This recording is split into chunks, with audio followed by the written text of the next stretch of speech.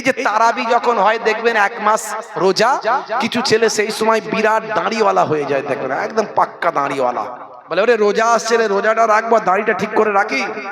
আবার যে ঈদ হয়ে গেল, ঈদের দিনে দাড়ি ফাড়ি কেটে দিল একদম, বুঝতে পারছে, একদম সাইজ করে দিল। ওই যে দাড়িওয়ালা, ও তো ভাই আমার অরিজিনাল দাড়ির মর্যাদা বোঝে না, ওই হুচুকে দাড়ি, ওই দাড়ি রেখে তারাবির নামাজ একদিনও কাজা নাই সবাই আগে পাক্কা। ওই সময় মনে হবে একদম এরা একদম আল্লাহর নেক বান্দা হয়ে গেছে, বুঝতে পারছেন। সবার আগে যারা 5 ওয়াক্তের নামাজি তারা ফার্স্ট কাতারে জায়গা পাচ্ছে না, এত ভিড় তারাবির নামাজে, বুঝতে পারছেন। আর তারাবির নামাজ একটু লম্বা করে হয়, ইমাম সাহেব একটু লম্বা করে কেরাত পড়ে, কারণ খতম তারাবি হচ্ছে।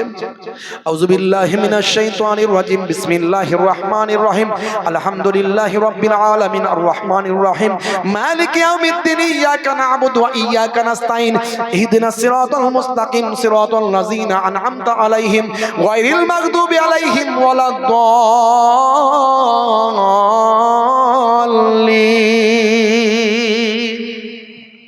ইমাম সাহেব টান দিয়ে পড়ছে, ও চিন্তা করছে যে আমি কি করব এখন, বাঙালির হাত তো অস্ত্র, ও হাতে করে তখন চিন্তা করছে এত সময় দাঁড়িয়ে থাকা যায়, ও দাঁড়িতে তখন হাত বুলিয়ে বুলিয়ে দাঁড়িটাকে ঠিক করছে, সাইজ করছে, করে করে করে করে আর হলো না, ওই দাঁড়িকে ওপরে তুলে দাঁত দিয়ে ধরে কুটুস কুটুস করে কামড়ে ওখানে নাপিতখানার কাজ সেরে সাইজ ফাইজ করে দিয়ে মসজিদ থেকে বেরিয়ে যাচ্ছে, বুঝতে পারছেন। নামাজটা হবে তো? তাশাহুদে বসে আছে, আত্তায়াত করতে হয়, অনেক বড় দোয়া আত্তায়াত, ও তো মুখস্থ নাই, ও তো সব পড়ে না, তো কি করবে, বাঙালির হাত অস্ত্র। সবাই তাশাহুদে আত্তায়াত করছে, ও সরু আঙুলটা নাকে ভরে দিয়ে প প প প প প করে ঘোরাচ্ছে, ঘুরিয়ে ঘুরিয়ে কিছু সময় পরে একটা বল্টু বের করেছে, বুঝতে পারছেন।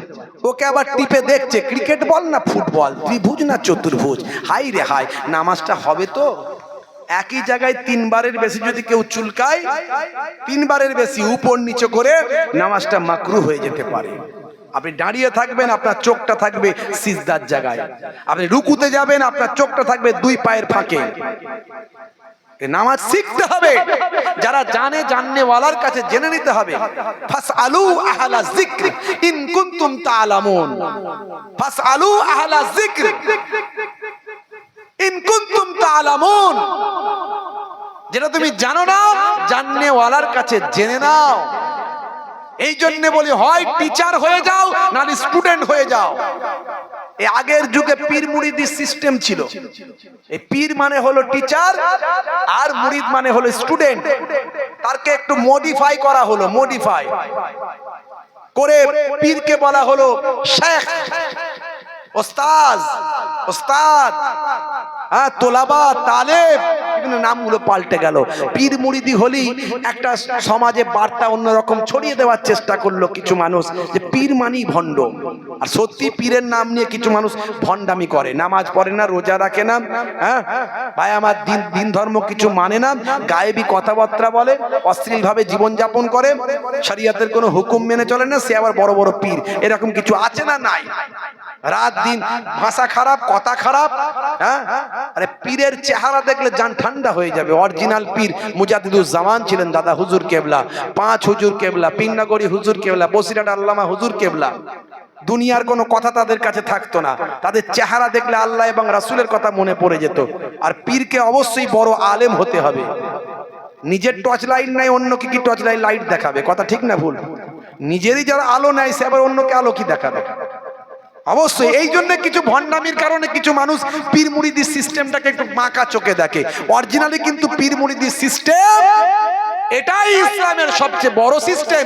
সাহাবায়ে কেরামদের কাছে তাদের শিষ্যরা আসতো, আল্লাহর নবীর কাছে সাহাবায়ে কেরামেরা জানতে আসতো, পরবর্তীকালে তাবেঈনদের কাছে তাবেঈনরা আসতো, আউলিয়ায়ে কেরামদের কাছে বায়ামা তার মুরিদেরা আসতো। এইভাবেই সিস্টেম। এই জন্য তো কোরআনের কথা কোরআন মাজিদে বলা হয়েছে, যেটা জানো না জাননেওয়ালার কাছে জেনে নাও, সত্যবাদীদের সঙ্গী হও। এই আয়াতগুলোকে যদি ব্যাখ্যা করা হয়, তাহলে ওস্তাদ এবং ছাত্রের সম্পর্ক চলে আসে। আপনি যদি ওস্তাদ ছাড়া জীবন যাপন করেন, আপনার জীবনটা কেমন হবে একবার ভাবুন তো। আপনি টিচারও নয় আর ছাত্রও নয়, তাহলে আপনি কি? আপনি কি করে বাঁচবেন? শয়তান তো আপনার সব সময় লেগে আছে। এই জন্য একজন টিচারের সঙ্গে যোগাযোগ আপনাকে রাখতে হবে। এখন মোবাইলের যুগ, মোবাইলে রাখবেন। যোগ্য টিচারের সঙ্গে যোগ্য ছাত্র হয়ে থাকুন। সবাইকে বলছি, হে তরুণ যুবকেরা, হে আমার বন্ধুরা, শুনে রেখে দিন বাবা, জেনে রেখে দেন। হযরতে মুজাদ্দিদ আল ফেসানি হুজুর যখন সেখানে পৌঁছালেন, যোগ্য টিচারের মতো ছাত্রের ভূমিকায় যারা আছে তাদেরকে ছাত্রের মতো ট্রিট করতে লাগলেন। যাও বাবা, তোমরা পাক পবিত্র গোসলটা আগে তোমরা সেরে আসো। তোমাদের মধ্যে অনেকেই গোসল জানে না ভাই আমার, তোমাদের মধ্যে অনেকেই ওযু জানে না। ওযুর মধ্যে ফরজ হলো 4টে। আমার আল্লাহ কোরআন মাজিদের মধ্যে বলেছেন, ইযা কুমতুম ইলাস সালাত ফাগসিলু ওজুহাকুম ওয়া আইদিয়াকুম ইলাল মারাফিক ওয়া আমসাহু বিরুউসিকুম ওয়া আরজুলাকুম ইলাল কাবাইন। তোমরা যখন নামাজে মনস্থ করবে তখন তোমরা 4টে কাজ করো। ওযুর মধ্যে ফরজ হলো 4টে। এই 4টের মধ্যে যদি একটাও সামান্য গন্ডগোল হয়, গোলমাল হয়, ওযুটা হবে না। আর ওযু ছাড়া নামাজ হবে না। মুখমণ্ডল ভালো করে ধোবে। মুখমণ্ডল ফাগসিলু ওজুহাকুম, ওয়াজহুন মানে চেহারা, মুখমণ্ডল ধোবে। এখন যারা এক শ্রেণীর মানুষ বেরিয়েছে তারা বলে আমরা শুধু হাদিস মানি, আমরা নাকি আহলে হাদিস। আচ্ছা, তোমরা শুধু একারাই আহলে হাদিস, বাকি মুসলমানরা আহলে হাদিস নয়? এই কথাগুলো আসছে কেন? মাশাআল্লাহ মাশাআল্লাহ। আমার قال الله تعالى في كلامه المجيد والفرقان الحميد يا أيها الذين آمنوا اتقوا الله حق تقاته ولا تموتن إلا وأنتم مسلمون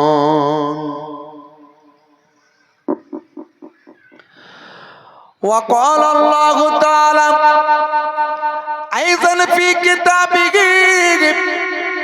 مخبرا وما رميت إذ رميت ولكن الله رمى وقال الله تعالى أيضا في كتابه مخبرا إنما المؤمنون إخوة فأصلحوا بين أخويكم وقال النبي صلى الله عليه وسلم من تمسك بسنتي عند فساد أمتي فله أجر 100 شهيد إلى آخر الحديث أو كما قال عليه الصلاة والتسليم وقال النبي صلى الله عليه وسلم من حب سنتي فقد أحبني ومن أحبني كان معي في الجنة إلى آخر الحديث أو كما قال عليه الصلاة والسلام وقال النبي صلى الله عليه وسلم حق المسلم على المسلم 5 رد السلام وعيادة المريض واتباع الجنائز وإجابة الدعوات وتسمية الآتش إلى آخر الحديث أو كما قال عليه الصلاة والسلام শ্রদ্ধেয় সম্মানীয় আজকের সভার সভাপতি, মঞ্চে উপবিষ্ট, সামনে উপবিষ্ট আমার দিন দরদি, ইসলাম দরদি আমার ভাইয়েরা, বাপজিরা, তরুণ যুবকেরা, স্নেহের বাচ্চারা, মাইক্রোফোনের আওয়াজে কান লাগিয়ে আছেন আমার জননী মায়েরা, বোনেরা, তৎসহ জাতি ধর্ম বর্ণ নির্বিশেষে শ্রোতা বন্ধুরা, প্রত্যেককে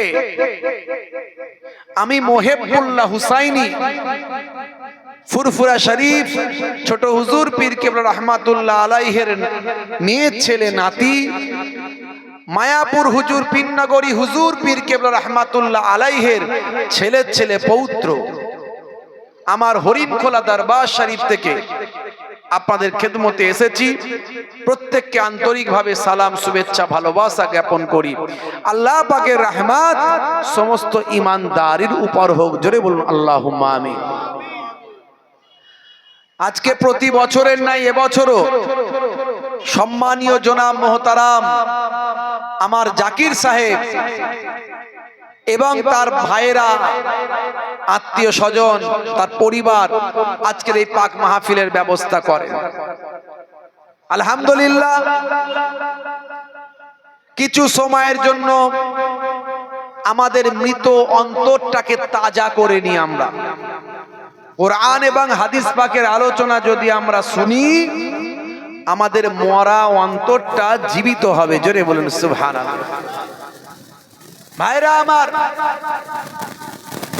যেমন ঔষধ খেলে শরীরের রোগ ভালো হয়, যেমন ঔষধ খেলে শরীরের রোগ ভালো হয়, তেমন কোরআন আর হাদিসের আলোচনা শুনলে মনের রোগগুলো ভালো হয়। আমাদের নাফসের অসুখ আছে, হিংসা, জগলখড়ি, বিদ্বেষ, চিটিংবাজ, ধাপ্পাবাজ, জেনা, ব্যভিচার, এগুলো লোকে জানে না। লটারির টিকিট কেটে কোটিপতি হব, এই যে লোভ, লালসা, এগুলো সব মনের রোগ। এই ওয়াজের মাধ্যমে, কোরআন হাদিসের মাধ্যমে এই রোগগুলো আমাদের কমে যায়। পুরোপুরি ভালো হতে গেলে অনেক সময় লাগে, সেরকম তাসির পেতে হবে, তবে হবে। আর না হলে শুনতে শুনতে অনেকটা কাজ হয়, কিছুদিন রেস্ট থাকে। বুঝতে পারছি? এই জন্যই আল্লাহর নবী বলছেন, শোনেন, 1 ঘন্টা আলোচনা শোনেন, 1 ঘন্টা, only 1 hour at night। 1 ঘন্টা আপনি আলোচনা শোনেন রাতের বেলা। এটা আমার বাপ দাদু নানা দাদুর কথা নয়, ছোট হুজুর কেবলা আমার নানা জানের কথা নয়, পীরনগরী হুজুর কেবলার কথা নয়, আমার আব্বা জান হরিণখোলা হুজুর পীর কেবলার কথা নয়। এই কথাটা স্বয়ং দোজাহানের বাদশার কথা। দয়ার নবী বলছেন 1 ঘন্টা ওয়াজ শোনো রাতের বেলা, 1 ঘন্টা ওয়াজ শোনো। তাদারিসুল ইলম, হাদিসটা বলছি শোনেন, তাদারিসুল ইলম, ইলমের দর্স নাও, ফিল লাইলে, রাতের বেলা, সাআতান, 1 ঘন্টা, only 1 hour রাতের বেলা। বক্তাকে বলার মতো বলতে হবে, আর শ্রোতাকে শোনার মতো শুনতে হবে। যদি বক্তা এবং শ্রোতার মধ্যে এই কন্ট্যাক্ট তৈরি হয়, এই আইকিউ তৈরি হয়, এই রিলেশন তৈরি হয়, ওই 1 ঘন্টা ওয়াজটা এত দরজা, এত মূল্যবান, এত তার গুরুত্ব। পৃথিবীর কোন মোল্লা মৌলবীর কথা নয়, দয়ার নবীর কথা। দয়ার নবী বলছেন ওই 1 ঘন্টার আলোচনাটা সারা জীবন খায়রুম মিন আহিয়াইহা, সারা জীবনে যত নফল কাজ করেছো, নফল ইবাদত করেছো, তার থেকে 1 ঘন্টার আলোচনাটা তোমার কাছে আল্লাহর দরবারে তোমার জন্য অনেক বেশি সওয়াবের কাজ, ভালো কাজ। তাহলে বুঝতে পারছেন ওয়াজ শোনা কতটা গুরুত্বপূর্ণ, কতটা দরকার। কিন্তু ওয়াজের মতো ওয়াজ হতে হবে, শ্রোতাকে শ্রোতার মতো হতে হবে। বুঝতে পারছেন? তাতে 1 ঘন্টা আলোচনা শোনেন, সারা রাত ওয়াজ শুনতে হবে না। আমি তো বলি, আগের যুগে জলসা কম ছিল, ওয়াজ মাহফিল কম হতো। ছোট হুজুর কেবলা জলসা করতে আসতেন, 10টা গ্রামের লোক শুনতে যেত। সেদিন এক মুরব্বী সাহেব, আমার নানা জান ছোট হুজুর কেবলার মুরিদ, আমার হাতে ধরে কান্না শুরু করেছে, হুজুর আপনার নানা জানের আমি মুরিদ। সে ওয়াজও নাই, সে তাসিরও নাই, আর সে শ্রোতাও নাই।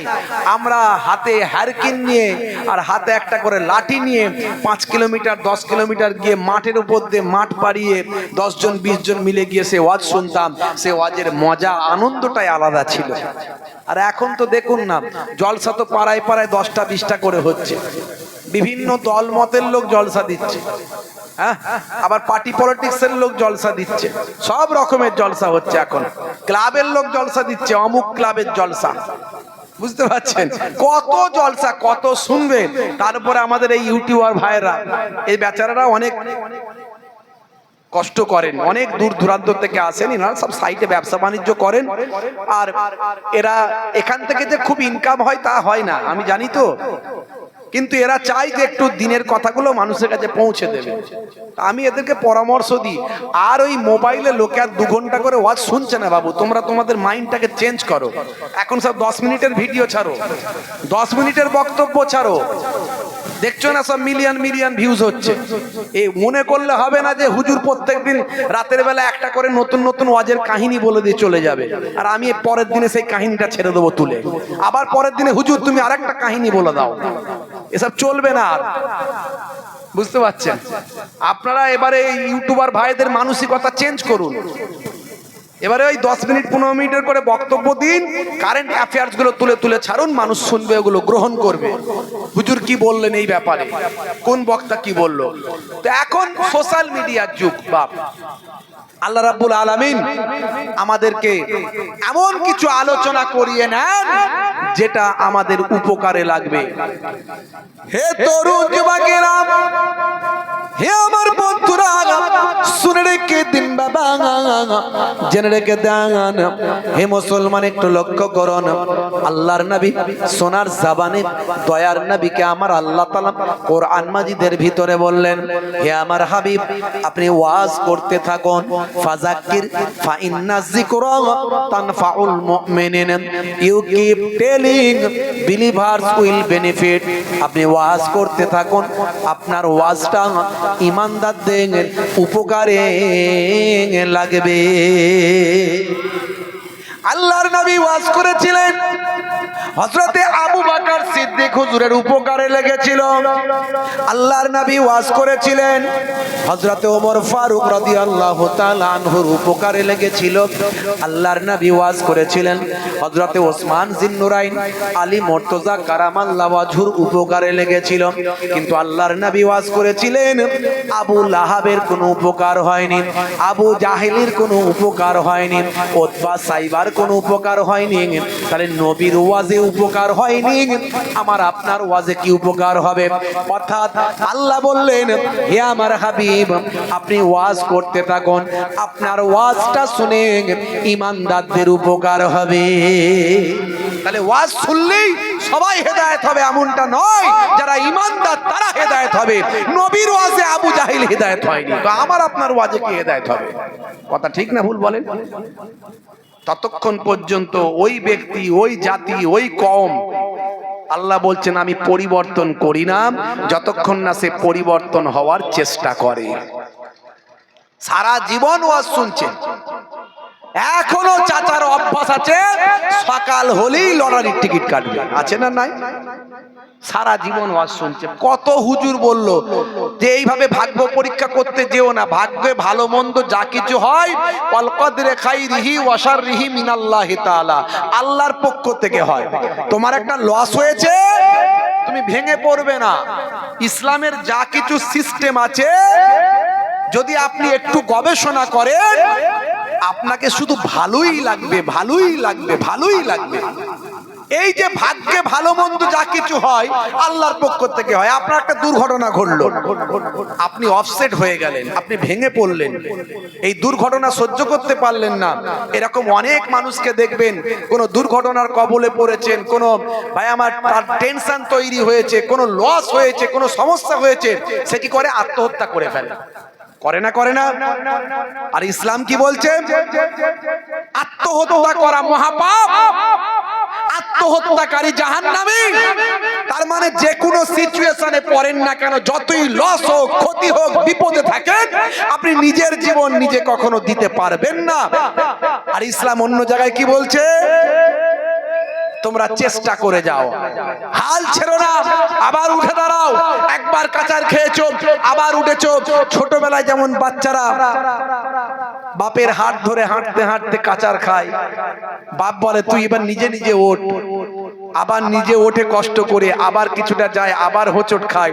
এই পৃথিবীতে আমাদের হোঁচট খাওয়ার জায়গা, অনেক ঠকবেন, অনেক বিপদে পড়বেন, কিন্তু ইসলাম বলছে আমি তোমাকে শক্তি যোগাচ্ছি, আমি তোমার সাহসিকতা দিচ্ছি, আমি তোমার মনোবল বাড়াচ্ছি, আমি তোমাকে পথ দেখাচ্ছি। তুমি ওঠো, আবার শক্ত হও, আবার তুমি সৎ এবং অনেস্ট হিসাবে জীবন যাপন করো, আমি আল্লাহ তোমাকে কামিয়াবি দান করে দেব। দেখেছেন, ইসলাম আপনাকে বাঁচতে রসদ দেয়, আপনাকে বেঁচে থাকতে মানসিক জোর তৈরি করে। আপনি ইসলাম নিয়ে গবেষণা করুন, পড়ুন, পড়াশোনা করুন। আমি আপনাকে কতটুকু বুঝিয়ে যেতে পারি 1 ঘন্টায় 2 ঘন্টায়, আর এখন তো বক্তারা এসে দুটো কাহিনী বলে দিয়ে চলে যায়, ওর দ্বারা আপনি কতটুকু আর বুঝবেন? পড়াশোনা করুন। এই জন্য Cassius Clay, Tyson, Gary Miller, Jennifer, Madhuri Kutty, Michael Jackson, mister Dew Davis, mister Braille, ভাই আমার মেসুত ওয়াজিল, জুনায়েদ জামশেদ, হাসিম আমলা, মঈন আলী খান, আমি কতজনের নাম বলবো? এগুলো নিয়ে আমার এক একটা বক্তব্য আছে, 1/2 ঘন্টা, 15 মিনিট, 20 মিনিট। ইন্টারনেট সার্চ করলে পাবেন, এদের নিয়ে আমি অনেক আলোচনা করেছি। 20-25 হাজার বক্তব্য আছে ইন্টারনেটে আমার, আমি বলেছি এগুলো। হে তরুণ যুবকেরা, হে আমার বন্ধুরা, শুনে রেখে দিন বাবা, জেনে রেখে দেন হে মুসলমান, আপনাকে আমাকে ভাবতে হবে। আল্লাহ আমাকে আপনাকে সঠিক বান্দা হওয়ার জন্য নির্দেশ দিয়েছেন, সঠিক পথটা দেখিয়ে দিয়েছেন। দয়ার নবী প্র্যাকটিক্যাল আপনাকে আমাকে ওয়েটা, রাস্তাটা দেখিয়ে দিয়েছেন। কোরআন মাজিদে যা লিপিবদ্ধ হয়েছে, দয়ার নবী জীবন্ত কোরআন মাজিদ হয়ে মানুষের কাছে বাস্তবায়িত করে দিয়েছেন। হে তরুণ যুবকেরা, হে আমার মুরব্বিয়ানেরা, শুনে রেখে দিন বাবা, কোরআন মাজিদ আপনি পড়বেন, হাদিস পাক গুলো আপনি পড়বেন, আপনি দেখবেন ইসলাম কমপ্লিট কোড অফ লাইফ। আপনার জীবন ব্যবস্থার নাম হলো ইসলাম। ঘুম থেকে ওঠা থেকে ঘুমাতে যাওয়া পর্যন্ত আপনি কিভাবে জীবন যাপন করবেন, সব সেখানে লিপিবদ্ধ আছে। হে তরুণ যুবকেরা, আমি অনেক এগুলো বলেছি, আবার একটু টাচ দিচ্ছি আপনাদের। হে যুবকেরা, যখন আপনি রাতের বেলা ঘুমাতে যাবেন, তখন ডান দিকে কাত হয়ে ঘুমান। আপনি যখন পায়ের পোশাকটা যখন পরবেন, তখন ডান দিক থেকে শুরু করুন। আপনি যখন পানিটা খাওয়ান, পানি পান করবেন, ডান হাতে পানি পান করবেন। আর যখন পানিটা পান করবেন, অবশ্যই বসে পানি পান করবেন। হে তরুণ যুবকেরা, হে আমার বন্ধুরা, আপনি পেচ্ছাপ করবেন, বসে পেচ্ছাপ করবেন, আর পেচ্ছাপ করে পবিত্র আপনি হবেন। আপনি নেশা থেকে দূরে থাকুন, নেশা করবেন না। এগুলো 1450 বছর আগের কথা। যে সময় কোনো প্যাথোলজি ছিল না, মেডিকেল সায়েন্সের এত ডেভেলপমেন্ট হয়নি, নাসা তৈরি হয়নি, ইসরো তৈরি হয়নি, চাঁদে চন্দ্রযান যায়নি, মঙ্গল গ্রহে মঙ্গলযান যায়নি, অগ্নি 5 পরীক্ষা হয়নি। হে তরুণ যুবকেরা, সেই সময় নবী বললেন নেশা হলো হারাম, কুল্লু মুস্কিরিন হারাম, প্রত্যেক নেশা হলো হারাম। 1450 বছর আগে আল্লাহর নবী সেই সময় বললেন। আজকের ডাক্তারদের কাছে যাবেন, ডাক্তাররা আপনাকে জিজ্ঞাসা করেন কি নেশা করেন, মদের না সিগারেটের না অন্য কিছু, কিসের নেশা করেন, আগেই জেনে নেয়। হে তরুণ যুবকেরা, ডাক্তাররা বলেন নেশা যদি করছেন, নেশা খারাপ জিনিস, তবে পারলে কম করে করুন, শরীরটা বাঁচবে। আসল ডাক্তাররা জিজ্ঞাসা করবেন, ডাক্তারদের জিজ্ঞাসা করবেন নেশা করা ভালো না মন্দ। অনেক ডাক্তারেরাও নেশা করেন, কিন্তু তারা জানেন নেশা যেটা করছি এটা ভুল করছি।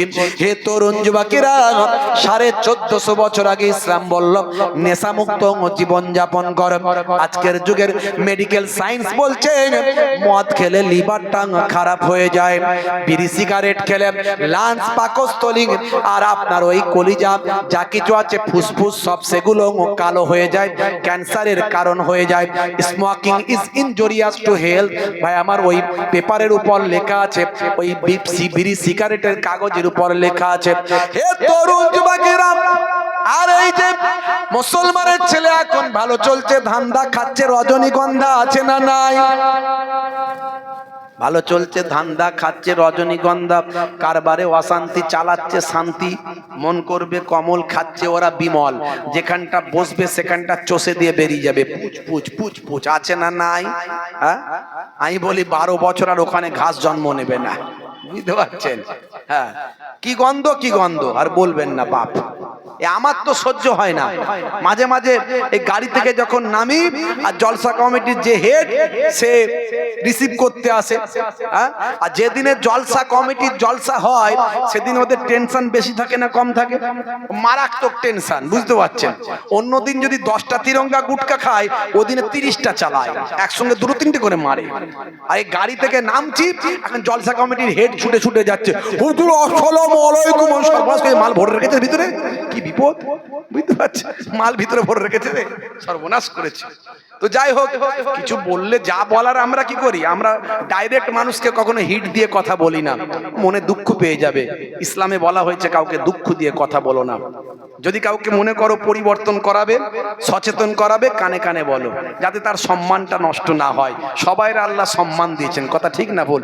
আমরা যা বলি ওয়াজের মাধ্যমে বলি, সবাইয়ের মাঝখানে বললাম, যার যেটা নেবার নেবে, নিল নিল ভালো হলো, না নিল আল্লাহ বলবে তোকে ছেড়ে দিলাম, যা তুই বেঁচে গেলি। হ্যাঁ, এখন বলি তোমা মার খাই, না বলি তো বাপ কি খায়, ব্যাং খায়। হ্যাঁ, বলি তোমা মার খাই, আমার নানা যান ছোট হুজুর কেবলা বলতেন, বাবা বলি তোমা মার খাই, না বলি তো বাপ ব্যাং খায়। মানে হক কথা ফক করে বললি বিপদ। মোহেবুল্লাহ হুসাইনি কথাগুলো কেন বলে, একটা ঘটনা বলে দিয়ে চলে গেলি তো ভালো হতো। জি হ্যাঁ ভাইরা আমার, তরুণ যুবকেরা আমার, মুরব্বিয়ানেরা আমার, এখন বয়স হয়ে গেলে মানুষ একটু খিটখিটে হয়ে যায়। বয়স হয়ে গেলে মানুষ একটু খিটখিটে হয়ে যায়, রাগ বেড়ে যায়। এই জন্য বলা হয় যে বয়স্ক মানুষের সঙ্গে খারাপ ব্যবহার করো না, সে বাচ্চা ছেলে হয়ে যায়। বয়স্ক মানুষকে নিয়ে পরিহাস করবে না, ঠাট্টা করবে না। আল্লাহর নবীর হাদিস, যে ছোটদের স্নেহ করে না আর বড়দের সম্মান করে না, সে আমার দলভুক্ত নয়। ও নামাজি হতে পারে, দাড়িওয়ালা জুব্বাওয়ালা হতে পারে, যে ছোটদের স্নেহ করে না, যে বড়দের সম্মান করে না, নবী বলছেন সে আমার দলভুক্ত নয়, আমার দলেরই লোক নয়। বুঝতে পারছেন? তো বয়স হয়ে গেলে মানুষ একটু বাচ্চা ছেলের মতো হয়ে যায়, তার সঙ্গে বাচ্চা ছেলের মতো সুন্দর ব্যবহার করতে হবে, বুঝতে পারছেন? আবার বাচ্চা ছেলের সঙ্গে স্নেহ দেখাতে হবে। আপনি বাচ্চা ছেলেকে কোনোদিন বকাঝকা করতে পারবেন না। একটা বাচ্চা ছেলে ভুল করেছে, তাকে বোঝান, তাকে চোখ দেখাবেন না, তাকে মারবেন না। মারলি যে শুধরে যাবে তা নয়, মারলি যে তার সমস্যা দূর হয়ে যাবে তা নয়, মারলি যে সে রেকটিফাই করতে পারবে তা নয়। তাকে আপনি বোঝান, তাকে আপনি ভালোবাসা দিন, তাকে আপনি শুধরানোর চেষ্টা করুন, দেখবেন সে পাল্টে যাবে। অল্প দিনে সে তার সমস্যাটা, তার যে সমস্যা ছিল সেটা রেকটিফাই করে ফেলবে। ভাইরা আমার, এই জন্য আমি বলি বাচ্চাদেরকে হাত ধরে ধরে মসজিদে নিয়ে যাবেন সপ্তাহে একদিন করে, শেষ কাতারে বসাবেন, শেষ কাতারে বসাবেন, অন্য 5টা বাচ্চার সঙ্গে সে বসুক। আমরা কি করি, আমার বাচ্চাটাকে এমন ভাবে তৈরি করেছি, সে পোল্ট্রির মুরগির মতো অবস্থা, যেখানে বসে সেখানেই বসে রয়ে যায়, নড়াচড়াও করে না, কিছুই করে না। ওর যত লাপালাপি ঘরের মধ্যে, বাইরে গেলে আর লাপালাপি করবে না, কারণ ও মোবাইল রাত দিন দেখে, বাচ্চার সঙ্গে মেশে না, খেলে না, বাইরে বেরোয় না। তবে নিশ্চয় বাচ্চা কোথায় যাচ্ছে লক্ষ্য নজর রাখতে হবে। সচেতনতার অভাব আমাদের অনেকের মধ্যে আছে।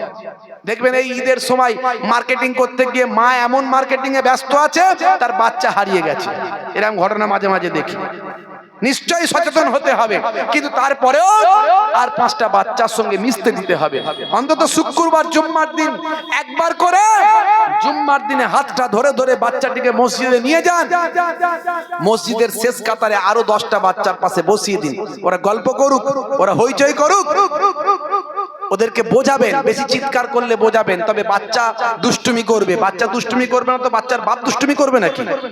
ও আজকে দুষ্টুমি করছে আর আপনি তাকে চোখ দেখাচ্ছেন, তাকে মারতে যাচ্ছেন। ওই যে একবার ভয় দেখিয়ে দিলেন, পরের সপ্তাহে আর জুম্মার দিনে যাবে ওই বাচ্চাটা? আর যাবে না, ঘরে বসে বসে মোবাইল দেখবে। সপ্তাহে একদিন করে যাচ্ছিল, তার মধ্যে কালচার তৈরি হচ্ছিল, নীতি নৈতিকতার জ্ঞান তৈরি হচ্ছিল। ওই বাচ্চাটা একদিন প্রকৃত নামাজি হবে, ওই বাচ্চাটা একদিন সৎ অনেস্ট নীতি নৈতিকতার জ্ঞান তৈরি করবে। আপনি মারা গেলে, বাপ মারা গেলে বাপের কবরের ধারে গিয়ে জিয়ারত করবে।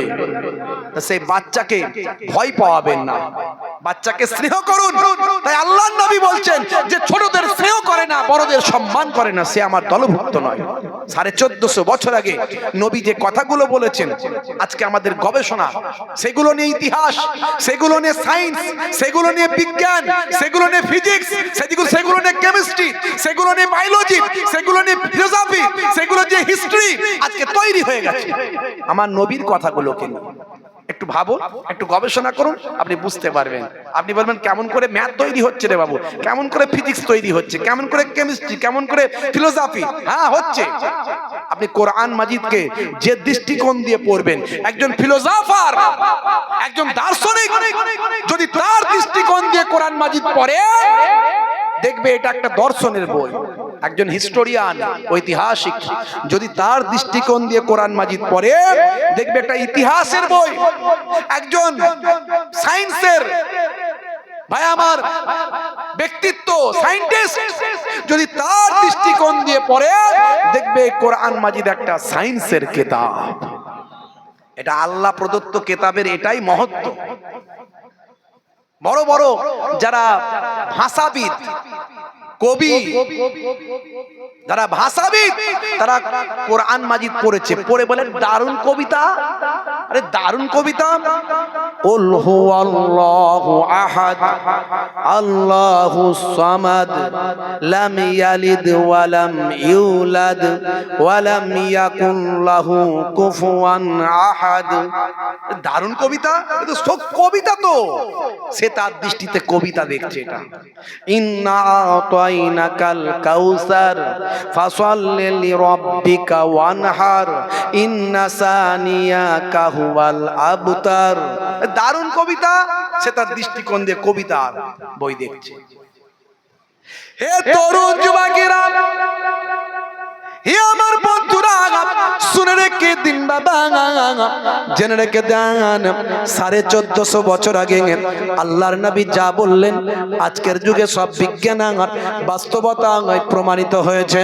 আমি বিগ ব্যাং থিওরি উদাহরণ দিয়েছি, বিগ ব্যাং থিওরির কথা বলেছি, অনেক উদাহরণ দিয়েছি। আজকে আমি আপনাদের মাঝখানে বিগ ব্যাং থিওরির কথা যখন বলেছি, তখন বিগ ব্যাং থিওরির উদাহরণটা আপনাদের মাঝখানে দিই। বিগ ব্যাং থিওরি সবচেয়ে আশ্চর্য একটা বৈজ্ঞানিক গবেষণা। হে তরুণ যুবকেরা, সারা পৃথিবীর বিজ্ঞানীরা জানেন, যারা সায়েন্সের গবেষক তারা জানে, যারা সায়েন্স নিয়ে পড়াশোনা করছে তারা জানে বিগ ব্যাং থিওরির কথা। হে তরুণ যুবকেরা, এই বিগ ব্যাং থিওরিটা কবে আবিষ্কার হয়েছে আমার কাছে শুনুন। এই বিগ ব্যাং থিওরি আবিষ্কার হয়েছে 1931 সালে। যিনি আবিষ্কারক তার নাম হলো ভাই আমার জ্যোতির্বিদ মিস্টার ভাই আমার লেমিন্ট্রে। মিস্টার লেমিন্ট্রে তিনি হলেন জর্জ লেমিন্ট্রে। তিনি বিগ ব্যাং থিওরি আবিষ্কার করেছেন কবে? 1931 সালে। এরই জন্য আমি বলি, যত বিজ্ঞানের গবেষণা বেড়ে যাবে, তত আল্লাহর কোরআন বোঝা মানুষের জন্য সহজ হবে, এবং কোরআনের প্রেমিক মানুষ সংখ্যা দিনে দিনে কোরআনের প্রেম মানুষের মধ্যে বেড়ে যাবে। বুঝতে পারছেন?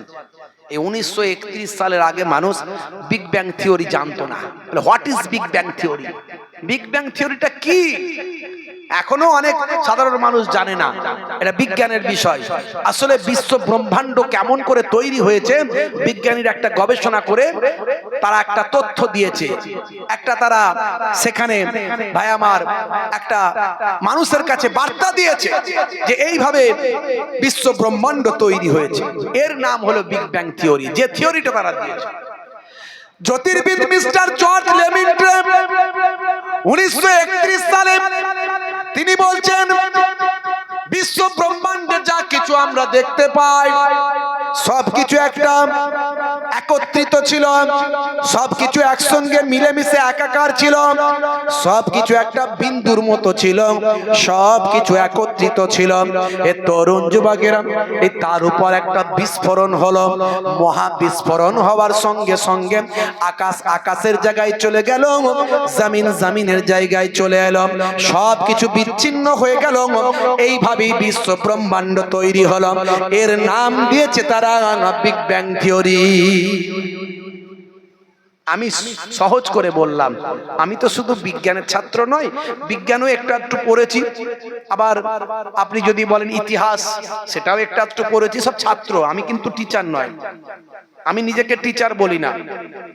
17 বছর একটা হাই সেকেন্ডারি স্কুলের শিক্ষকতার দায়িত্বে আছি, 17 বছর চলছে আমার রানিং, কতদিন পারবো জানি না। আজকেও দুটো প্রোগ্রাম, প্রতিদিনই প্রায় কম বেশি দুটো করে প্রোগ্রাম, আর বছরে 8-9 মাস প্রোগ্রাম। এই রোজার মাসটা একটু ফাঁকা থাকি, আর খুব বর্ষার সময় আষাঢ় মাস শ্রাবণ মাসে একটু কম থাকে, তাছাড়া প্রত্যেক সারা বছর চলছে। এখন কতদিন কিভাবে পারবো আল্লাহ মালিক। খালি আল্লাহকে বলি, আল্লাহ যেন মানুষের কাছে সুন্দর করে বুঝিয়ে দিতে পারি, সুন্দর করে বলতে পারি, আর আমার তুমি স্মরণ শক্তিটা একটু বাড়িয়ে দাও। আমার এইটুকু দোয়া থাকে, একটু নিজে যেন আমলটা ঠিকভাবে করতে পারি, আর মানুষকে যেন আমলের কথা বলতে পারি, এটুকু যেন করতে পারি আল্লাহ। তাতে তুমি যতদিন আমাকে যা ভালো বোঝো সেটা করো। আল্লাহর কাছে এটা বলি যেন সহজ করে মানুষের কাছে তুলে ধরতে পারি। আমাকে অনেকেই বলে, এখন তো লোকে বলে না একটা কথা, ওয়াজ দিয়ে কি হবে, জলসা দিয়ে কি হবে, ধর বাবু লোকে হেদায়েত হচ্ছে না, কি সে যেমনকে তেমন। আমাকে অনেক মানুষ ফোন করে বলে, হুজুর আপনার ওয়াজ শুনে আমি নেশামুক্ত জীবন যাপন করছি, আপনার ওয়াজ শুনে সুদের কারবার ছেড়েছি, আপনার ওয়াজ শুনে আমি নামাজি হয়েছি। আলহামদুলিল্লাহ, আমাকে অনেকেই বলে। তখন আমার মনে হয় আমার ওয়াজ করা, বক্তব্য রাখা সার্থক। আর না হলেই আমার দাদা যান মায়াপুরি পিন্নাগরি হুজুর বলতেন, বাবা পোতা খুব ওয়াজ করছো শুনছি, ওই হালুয়া রুটি খেয়ে আর পকেট পুঁজি করে চলে এসো না বাবা, দুটো হক কথা বলে এসো। শুধু মনে করো না আমি ইনকাম করবো লুটে ফুটে, শুধু না, আর বাবা ওইটা করতে যেও না, তাহলে দুনিয়াতেও ক্ষতি হবে, আখিরাতেও ক্ষতি হবে।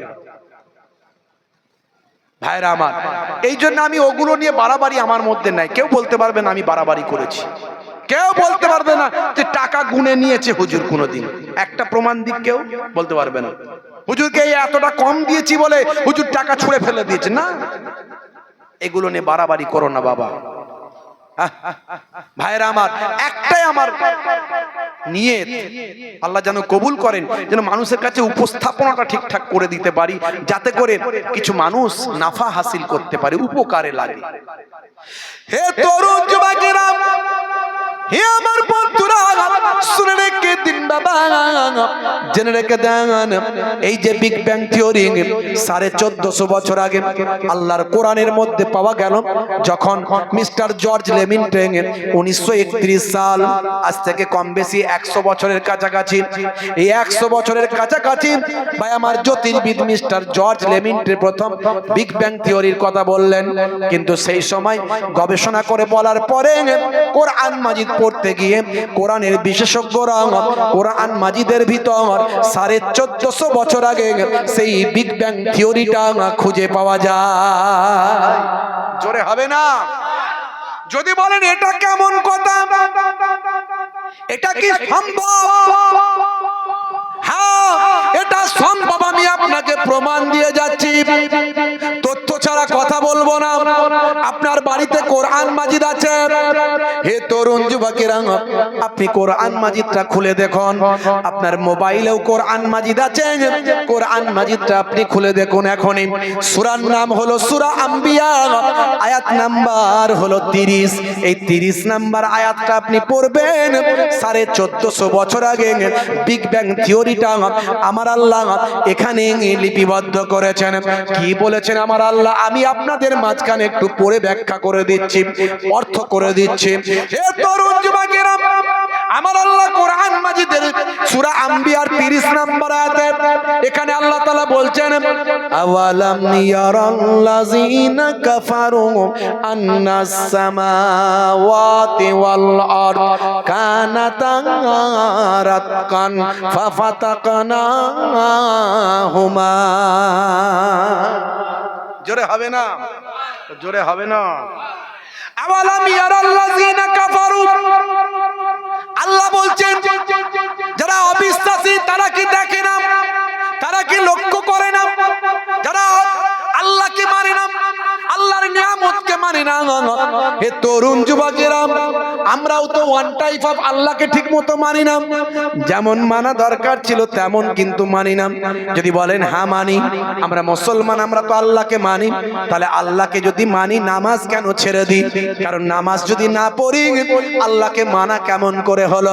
82 বার আল্লাহ কোরআন মাজিদে বললেন ওয়াকিমুস সালাত, নামাজ প্রতিষ্ঠা করো, নামাজ তুমি পড়ো। তারপরেও মুসলমান আমরা নামাজ ছেড়ে দিই আর মুখে বলি আল্লাহকে আমি অনেক মানি।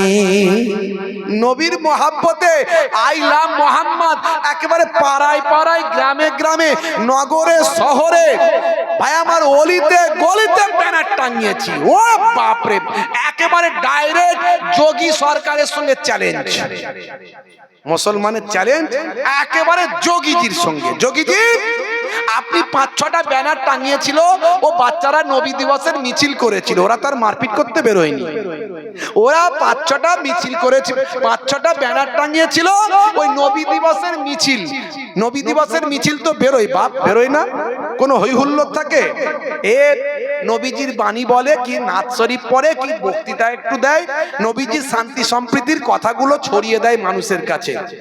ইসলামে তো শান্তির কথা বলা হয়েছে, ইসলামে পরধর্মে সহিষ্ণুতার কথা বলা হয়েছে, ইসলামে ভ্রাতৃত্বের কথা বলা হয়েছে, ইসলামে অন্য ধর্মকে গালাগালি করতে নিষেধ করা হয়েছে। আরে কোরআন মাজিদ পড়ো না, না পড়ে কে কি বললো, কে ভুল ব্যাখ্যা করলো, ভাই আমার ব্যাখ্যা করে মানুষের কাছে ভুল বার্তা দিচ্ছে, সেগুলো বিশ্বাস করছো?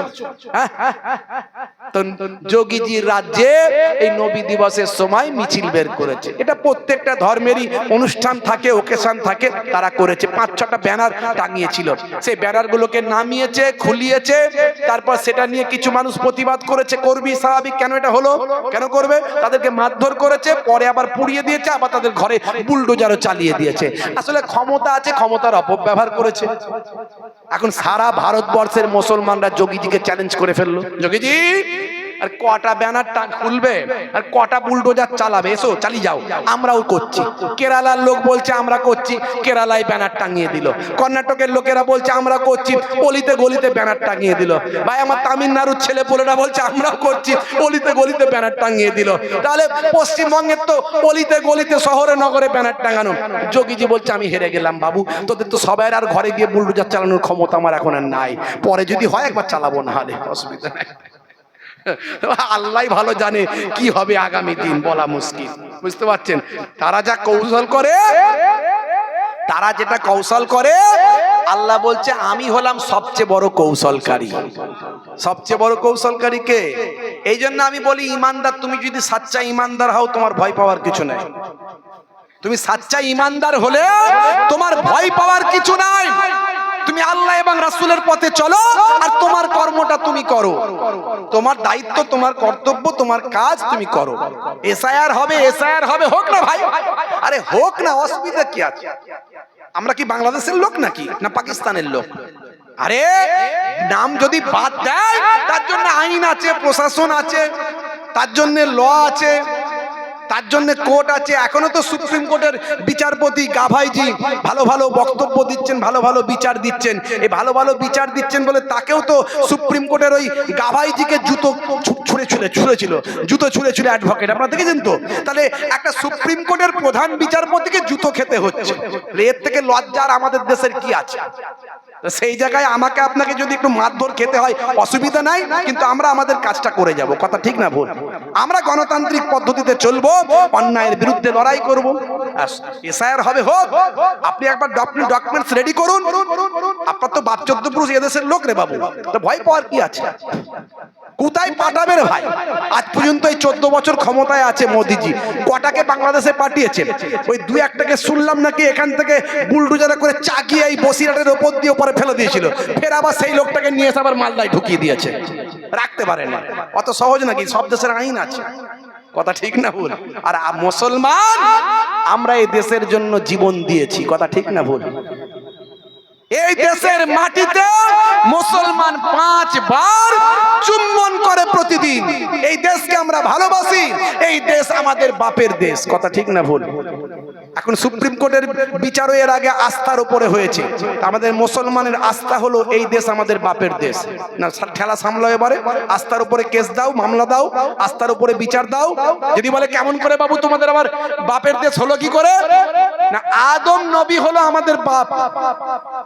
আমাদের ধর্মে পরিষ্কার লেখা আছে, আদম নবীকে জান্নাত থেকে বের করে প্রথমে ভারতবর্ষের সিংহল শ্রীলঙ্কা অখণ্ড ভারত, সেই ভারতবর্ষের সিংহলে প্রথম ফেলা হয়েছিল, রাখা হয়েছিল, নামিয়ে দেওয়া হয়েছিল।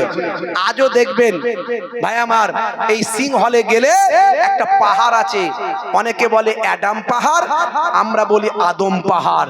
সেখানে গিয়ে দেখবেন 7 ফুট লম্বা একটা পায়ের ছাপ। বিভিন্ন ধর্মের মানুষ সেখানে যায়, তারা তাদের বিশ্বাসে বলে এটা আমাদের ধর্মের সবচেয়ে সম্মানীয় ব্যক্তি এখানে এসেছিলেন।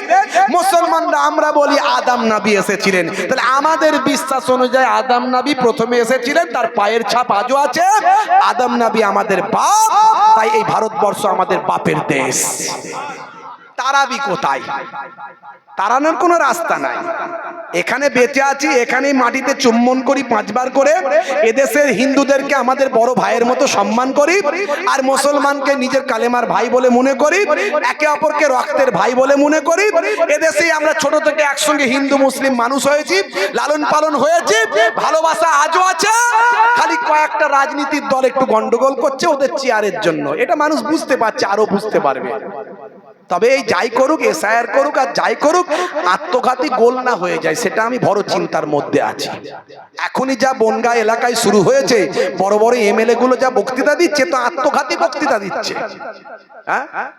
আবু জাহেল ভাই আমার চেয়েছিল নবীকে কুয়ায় ফেলতে, মনে আছে তো? আবু জাহেল নবীকে কুয়ায় ফেলার চেষ্টা করেছিল, কিন্তু কুয়ায় কে পড়েছিল? আবু জাহেল নিজেই পড়েছিল। একে বলে আত্মঘাতী গোল, বুঝতে পারছেন? আর কোন দিকের গোল কোন দিকে যাবে বলা মুশকিল। তা আমাদের ভয় পাওয়ার কিছু নাই, আল্লাহর উপর ভরসা রাখুন। ভরসা কার উপরে থাকবে? ক্ষতি হোক লাভ হোক যাই হোক, সব আল্লাহর ইচ্ছাই হচ্ছে। কোনো কথা ঠিক না ভুল বলেন? আরে এ কারো ক্ষমতা আছে নাকি আপনার কোনো ক্ষতি করার? এ তো নিজের বিপদ নিজে ডেকে নিয়ে এসেছি আমরা, নিজের বিপদ নিজে ডেকে নিয়ে এসেছি। এ তো আমার নবীর হাদিস মিলছে। 1450 বছর আগে আল্লাহর নবী বলেছেন, হাদিস খুলুন, আলেমদের জিজ্ঞাসা করুন, মাওলানাদের জিজ্ঞাসা করুন। নবী বলেছেন যখন মানুষ দিন ভুলে যাবে, ইসলাম ভুলে যাবে, শরিয়ত ভুলে যাবে, আল্লাহ ভুলে যাবে, আল্লাহর হুকুম ভুলে যাবে মুসলমান, তখন তাদের উপরে জালেম বাদশা নিয়োগ করা হবে। এ তো হাদিস মিলে যাচ্ছে। ভাইরা আমার, তরুণ যুবকেরা আমার, আমি আপনাদের এসেছি ইমানকে মজবুত করতে, ইমানকে মজবুত করতে। মায়েরা একটা ভাত টিপে বুঝতে পারেন যে হাঁড়ির ভাতটা হয়েছে না হয়নি। কটা ভাত টিপতে হয় মায়েদেরকে? জোরে বলে। একটা টিপলি বুঝতে পারে। আর আমি আপনার ইমান মজবুত করার জন্য একটা উদাহরণ দিচ্ছি, অনেক উদাহরণ দিয়ে ফেলি, একটাই মাথায় রাখুন। এই যে বিগ ব্যাং থিওরি, এই আজকের গবেষণায় লেটেস্ট বিজ্ঞানীরা বলছে বিগ ব্যাং থিওরি স্বীকার করেছে। এখন নাসা বলছে হ্যাঁ, জর্জ লেমিন্ট্রে যা বলেছে ঠিক বলেছে, ইসরো বলছে তাই। আজকের বিজ্ঞানীরা যেটা মেনে নিচ্ছে, 1450 বছর আগে কোরআন মাজিদে আছে না নাই একটু মিলিয়ে দেখে নিন। আবারও বললাম, সূরার নাম হলো সূরা আম্বিয়া, আয়াত নাম্বার হলো 30। এই 30 নম্বর আয়াতে আমার আল্লাহ কোরআন মাজিদের ভিতরে বললেন, হে দুনিয়ার মানুষ, হে অবিশ্বাসীরা, যারা তোমরা আমি আল্লাহকে অবিশ্বাস করো, তোমরা কি দেখো না আলাম আওয়ালাম ইয়ারাল্লাযিনা কাফারু, যারা অবিশ্বাস কাফের, এই কাফের শব্দটাকে নিয়ে রাজনীতি হয়। কিছু মানুষ মনে করে মুসলমানরা আমাদের কাফের বলে মানে গালাগালি করে। না না, কাফের মানে এটা একটা শব্দ, এটা একটা ভাষা, এর অর্থ হলো অবিশ্বাসী, আর মুমিন মানে হলো বিশ্বাসী। অর্থাৎ আপনার আপনার আপনার চিন্তা ভাবনা, আপনার বিশ্বাসের সঙ্গে আমার বিশ্বাস যদি না মেলে, আপনার কাছে আমি কাফের, আর আমার আপনার বিশ্বাসটা যদি আমার বিশ্বাসের সঙ্গে না মেলে, আপনি আমার কাছে কাফের। এই শব্দগুলো ভাই আমার কোনো গন্ডগোলের শব্দ নয়, কিন্তু এগুলোকে কিছু মানুষ চেয়ারের জন্য, গদির জন্য মানুষের মাঝখানে বিভাজনের রাজনীতি করে এই শব্দগুলো নিয়ে। হে তরুণ যুবকেরা, এই জিহাদ শব্দ নিয়ে, জিহাদ ইন্টারনেট আপনার কাছে আছে, ইন্টারনেটে সার্চ করে দেখুন, গুগলে যান, জিহাদ শব্দের অর্থ কি? জিহাদ শব্দের অর্থ হলো অন্যায়ের বিরুদ্ধে ন্যায়ের পক্ষে প্রচেষ্টা চালানো। মনে করুন একজন অমুসলিম হিন্দু ভাইয়ের সঙ্গে অন্যায় ভাবে কেউ খারাপ আচরণ করছে, কোন মুসলমান সেই খারাপ আচরণ থেকে তাকে বাধা দেওয়ার চেষ্টা করছে, এবং ওই হিন্দু ভাই অমুসলিম ভাইয়ের পাশে গিয়ে তাকে রক্ষা করছে বা হেফাজত করছে। অর্থাৎ মনে রাখতে হবে, এই মুসলমান ভাইটা ওই হিন্দু ভাইটাকে যে বাঁচাচ্ছে, তার মানে জিহাদ করছে। অর্থাৎ আমি বোঝাতে পারলাম কিনা, ক্লিয়ার বলতে পারলাম কিনা জানি না। হে তরুণ যুবকেরা, অন্যায়ের বিরুদ্ধে ন্যায়ের পক্ষে লড়াই করা, প্রতিবাদ করা, এর নাম হলো জিহাদ। সবচেয়ে বড় জিহাদ হলো মনের জিহাদ। আমাদের মনের যে খারাপ জিনিসগুলো আছে, আমাদের মনের ভিতর যে অন্যায়গুলো আছে, আমাদের নাফস, আমাদের হৃদয় যে অন্যায় কাজগুলো করে, এর বিরুদ্ধে লড়াই করা, এটা হলো সবচেয়ে বড় জিহাদ। অথচ মুসলমান এই জিহাদ শব্দ নিয়ে রাজনীতি হয়। এগুলো বোঝাতে হবে। হে যুবকেরা, এগুলো মানুষকে বোঝাও, ওদেরকে গুগল খুলে দেখিয়ে দাও। এটা অন্ধ ভক্ত হলে হবে না, চোখ খোলা ভক্ত হও। আমরা মুসলমান চোখ খোলা ভক্ত, আমরা দাদা হুজুরের ভক্ত, চোখ খোলা ভক্ত। বন্ধুরা আমার, তরুণ যুবকেরা আমার, হে আমার মুরব্বিয়ানেরা, শুনে রেখে দিন বাবা, জেনে রেখে দেন। হে মুসলমান, একটু লক্ষ্য করুন, আমার আল্লাহ কোরআন মাজিদের ভিতরে এখানে বললেন যে অবিশ্বাসীরাকে লক্ষ্য করে না, নিশ্চয় আন্না সামাওয়াত, নিশ্চয় সামাওয়াত মানে হলো আকাশ, আকাশ সমূহ, ওয়াল আরদ এবং জমিন, নিশ্চয় আকাশ এবং জমিন, কানাতা রাতকান, কানাতা রাতকান মানে হলো তারা একত্রিত ছিল, মিলিত অবস্থায় ছিল।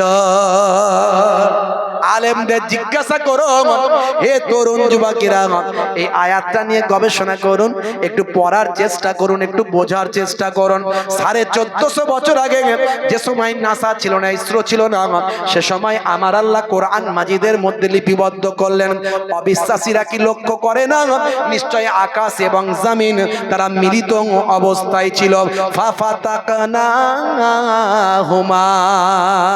আমি আল্লাহ অতঃপর তাদেরকে পৃথক করে দিয়েছি। জোরে হবে না, জোরে হবে না। দেখছেন 1450 বছর আগে এই আয়াত দ্বারা বিগ ব্যাং থিওরি প্রমাণিত হয়।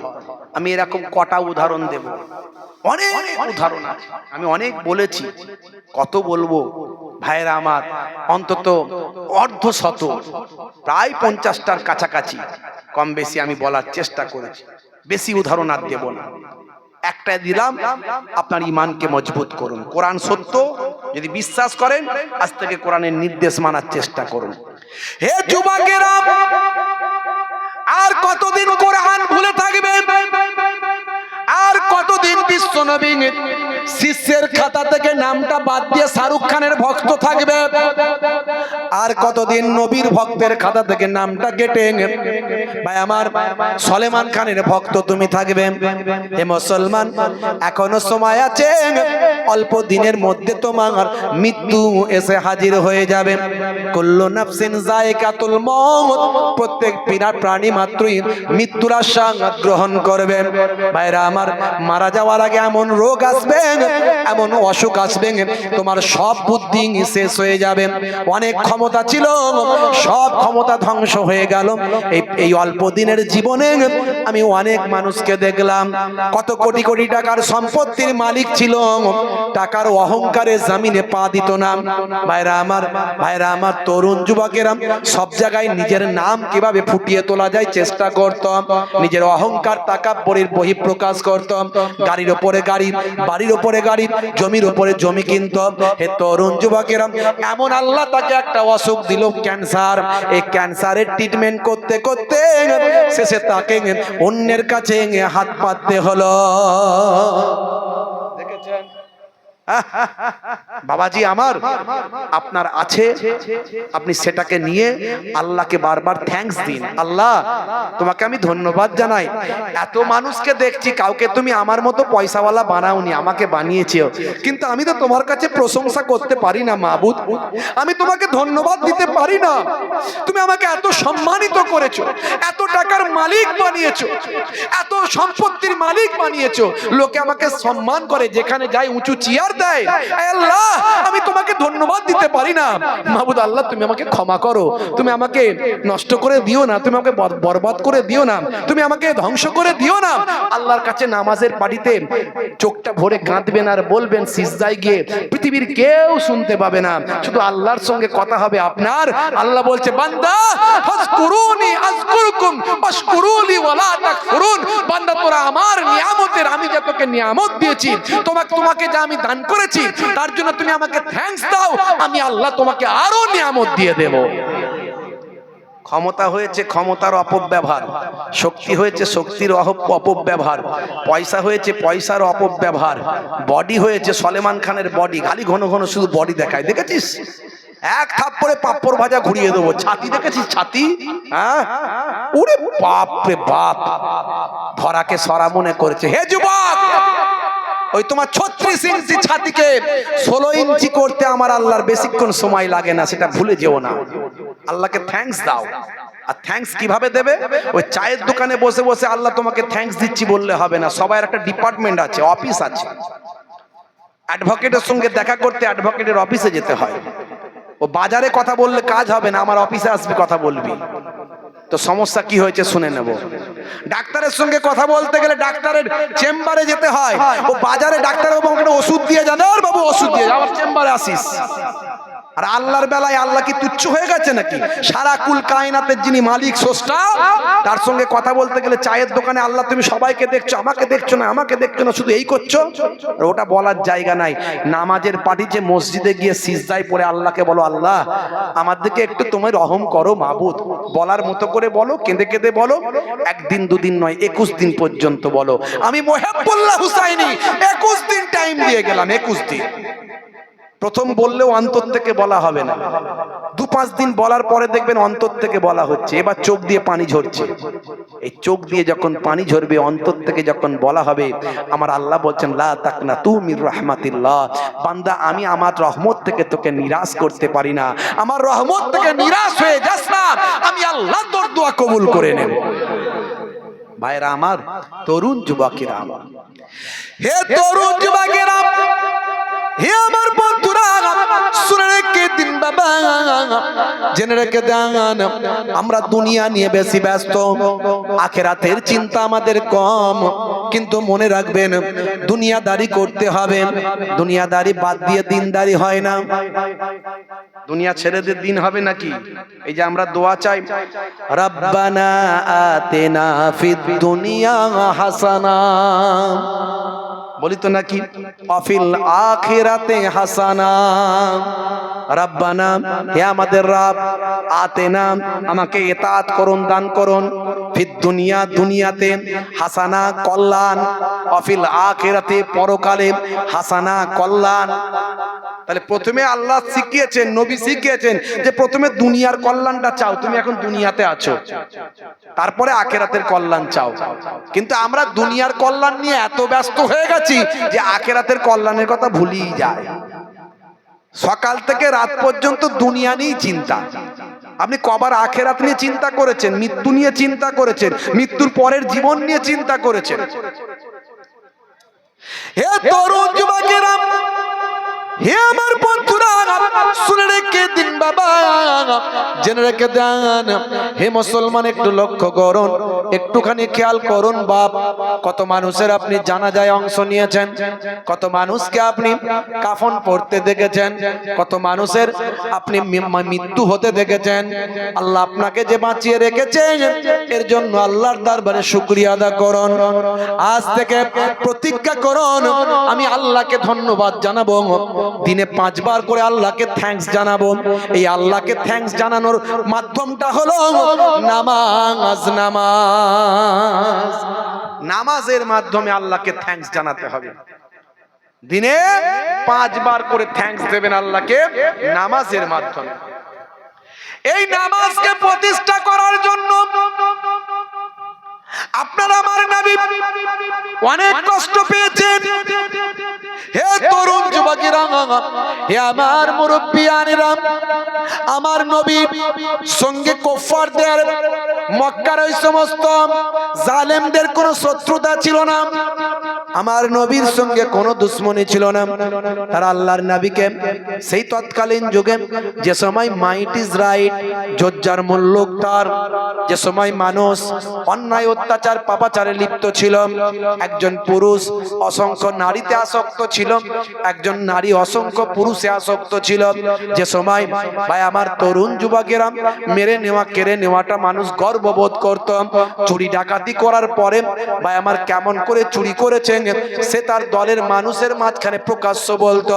কেউ যদি ধর্ষণ করত, সে ধর্ষণটা কেমন ভাবে করেছে সেটা তার দলের মাঝখানে প্রকাশ্য ভাবে আলোচনা করে নিজেকে গর্ববোধ করত। হে তরুণ যুবকেরা, সেই আইয়ামে জাহিলিয়াতের যুগেও আল্লাহর নবীকে তারা সত্যবাদী, বিশ্বাসী, সম্মানীয় স্যালুট তারা করত। এখনো সেই যুগ আস্তে আস্তে ফিরে আসছে না, আসে না? এখনো কিছু মানুষ ধর্ষণ করে গর্ববোধ করে, করে কি করে না? কি জি বলেন না? হ্যাঁ হুঁ দেন না একটু। বিলকিস বানু গুজরাটে, তাকে 10-12 জন মিলে ধর্ষণ করেছে, তার পরিবারকে হত্যা করেছে। জেলে যাওয়ার পরে তার দলের লোকেরা আবার জেল থেকে বের করে ফুলের মালা দিয়েছে। এর থেকে লজ্জাজনক কিছু আর আছে? আইয়ামে জাহেলিয়াত, অন্ধকারাচ্ছন্ন যুগ কি এখনো আসতে বাকি আছে? আমার মনে হয় আর বাকি নাই। অন্ধকারাচ্ছন্ন যুগ চলে এসেছে, কুসংস্কারাচ্ছন্ন যুগ আমাদের মাঝখানে চলে এসেছে। আমরা নামে শিক্ষিত হয়েছি। ওই যে একটা কথা বলে না, শিক্ষিত মূর্খ, ওটা একেবারে ভীষণভাবে প্রযোজ্য। ডিগ্রি আছে অনেক,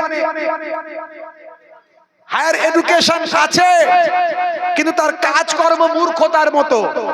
সে একটু সেই তার শিক্ষা দিয়ে তার কাজকে গবেষণা করছে না, তার শিক্ষা দিয়ে তার কাজটাকে ভেরিফিকেশন করছে না, যে আমি যে এতদিন ধরে বইয়ের পাতা পড়ে পড়ে ছিঁড়ে ফেললাম, আমি যে কাজটা করছি এই কাজটা কি বইয়ের সঙ্গে আমার পুস্তকের সঙ্গে মিলছে, ম্যাচ করছে, সেটা দেখছে না।